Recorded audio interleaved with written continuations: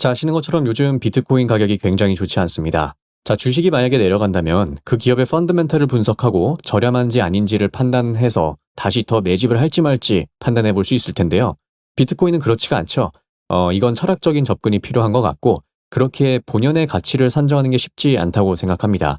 그래서 제가 선택한 접근 방식은 제가 깊게 투자하고 있는 기업들의 관점에서 비트코인이라는 자산을 바라보는 시도를 하는 것인데요. 자, 이제 스페이스X가 상장을 한 지 일주일 정도 넘었고 이 상장하자마자 바로 본 것은 단연 스페이스X의 기업 펀더멘탈과 또 테슬라와의 연관성이었습니다. 이 부분은 제가 영상으로 한번 다뤄드렸는데요. 자, 제가 지금까지 양자 컴퓨터, 팔란티어 그리고 테슬라 관점에서 비트코인을 한 번씩 다뤄봤었는데 오늘은 한번 스페이스X의 관점에서 비트코인을 풀어보겠습니다.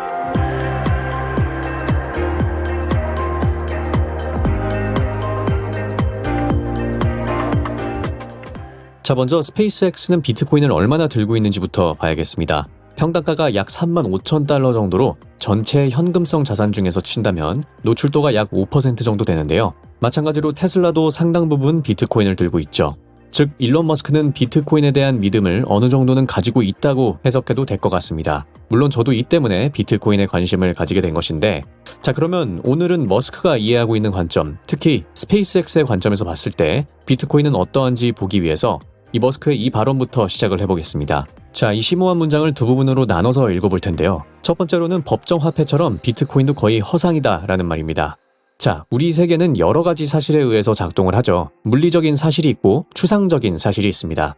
물리적인 사실에는 산소, 금 같은 실제 변할 수 없는 사실이 있고 추상적인 사실에는 기쁨, 공포 같은 추상적인 부분이 있겠죠. 자, 여기서 돈은 우리가 만들어낸 그런 추상적인 사실입니다. 1달러를 1달러라고 믿는 사람이 충분히 많아지면 그건 실제로 1달러가 되는 것이죠. 즉, 돈, 이 법정 화폐라는 것은 허상이라는 겁니다. 그냥 우리가 만들어낸 개념이니까요. 자, 여기에 비트코인도 마찬가지라는 겁니다. 지금은 1비트코인이 1억 원 정도의 가치를 지녔다고 다들 믿고 있는 것이죠. 자, 근데 여기서 거의가 들어오죠. 비트코인과 법정 화폐가 다 비슷한데 작은 미세한 차이가 있다는 겁니다. 바로 에너지죠. 비트코인은 에너지에 기반합니다. 채굴에 전기 에너지가 들어가고 비트코인을 새로 얻으려면 GPU를 통해 실제 전기를 써서 수학 문제를 풀어야 합니다. 여기가 바로 비트코인의 무결성이 강조되는 부분인데 실제로 전기를 써서 문제를 풀고 그 비용을 치른 증거를 제출해야만 비트코인 블록을 만들 수 있다는 것이죠. 이게 바로 그 유명한 작업 증명, Proof of Work 시스템입니다.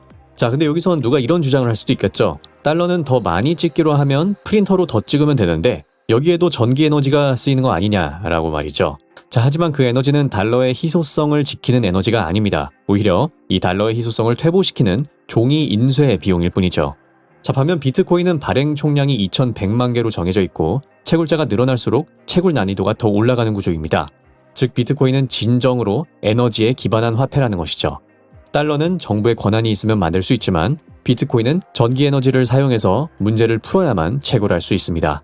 자, 이런 에너지의 관점에서 봤을 때 비트코인과 달러가 조금 다르다는 것이죠. 그런 의미에서 이 비트코인은 추상적 사실과 물리적 사실이 겹쳐있는 얼핏 보면 달러와 비슷해 보이지만 엄연히 다른 것이라는 겁니다. 이게 일론 머스크가 이야기하는 거의입니다. 그래서 이런 유명한 비트코인 관련 어록들이 나오는 것이죠. 자, 이렇게 우리는 비트코인이 에너지에 기반했고 달러와는 약간 다르다는 것을 알게 되었습니다. 자, 그럼 이제 스페이스X 얘기를 해보겠습니다. 자, 지난 시간에 봤듯이 스페이스X는 상장 신청서에서 본인들을 로켓 회사 혹은 화성 탐사 회사가 아닌 AI 인프라 회사, 특히 에너지 회사라고 주장을 하고 있죠. 여러 대목에서 에너지를 강조하고 있다는 것을 저희가 눈치챌 수 있습니다. 자, 지금 상황을 보건대 인류가 나아갈 방향은 AI 연산이 더 많아지는 게 거의 기정사실이고 이 AI 연산을 전부 하기에는 지구의 전력 생산 능력이 너무나 큰 방해물이 된다는 것이죠. 그리고 시간이 지나면 지날수록 이 상황은 더욱 심각해진다는 겁니다. 자, 한마디로 정리해서 스페이스X가 우주로 가는 이유를 에너지라고 하며 정당성을 가져가고 있는 것이죠. 그러면서 궤도 데이터 센터 얘기를 했습니다. 자, 이렇게까지 스페이스X가 얘기를 하는 게 과장이 아니라는 것을 알기 위해선 이 최근 전기 용량 경매 가격을 봐야 됩니다. 실제로 데이터 센터 수요 증가로 인해 전기 용량 경매 가격이 2년 전보다 1000% 오르고 2030년까지 주거용 전기요금까지 30에서 60% 오를 수 있다는 분석이 있죠.